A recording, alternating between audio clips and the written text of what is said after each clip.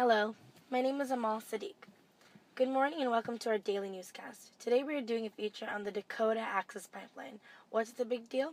There have been protests around the country against the pipeline. Protesters have made it very clear that they do not believe that the U.S. should allow the pipeline to be built. However, President Trump disagrees.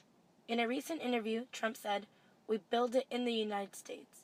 We build the pipelines. We want to build the pipeline. It's going to put a lot of steel workers back to work."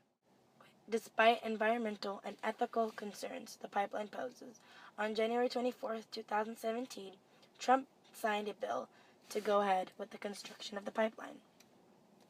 Now let's switch to Mary Hope, here to present the facts on this controversial issue. Mary Hope here in North Dakota. The Dakota Access Pipeline stretches from Alberta, Canada to Nebraska, spanning 1,179 miles. In Nebraska, it will meet up with the already existing Keystone Pipeline. The Keystone Pipeline currently carries 550,000 barrels of oil in the U.S. from Canada daily.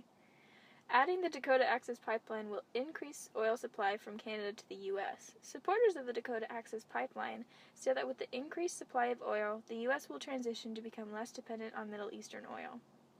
President Trump, a supporter of the pipeline, says it will provide jobs to a lot of steel workers and that it will create 28,000 jobs. Former President Obama disagrees with Trump, saying it wouldn't lower oil prices as expected and it won't create long-term jobs or affect our dependency on foreign oil. This calls into question the value of building the pipeline, focusing on the impact this pipeline will have on Native American reservations. The pipeline would threaten contamination of their main water supply. There is a high risk of contamination because of the large number of pipeline leaks each year. When the U.S. Army Corps of Engineers announced it would not grant Energy Transfer, the company building the pipeline, the approval they needed to continue working. However, this was overturned on January 24, 2017, when President Trump came out in support of the pipeline and gave them approval. This act was not surprising, as President Trump supported the construction of the Keystone Pipeline and owned stock in the company building the Dakota Access Pipeline. Thank you, Mary. Now let's take a short break for our quiz. How many pipelines have leaked since 2010? Is it A, 2,200, B, 10, C, 3,300, or D, 13? The answer is C.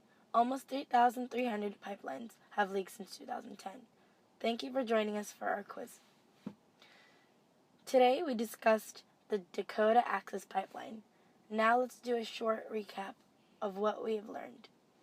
The pipeline extends from Canada to Nebraska and would increase our oil supply, making the U.S. less dependent on foreign oil. However, it goes through a Native American reservation, which has sparked protests to stop construction. The U.S. Army Corps of Engineers halted the construction of the pipeline. However, President Trump recently overturned that decision. That's it for today. Have a nice day.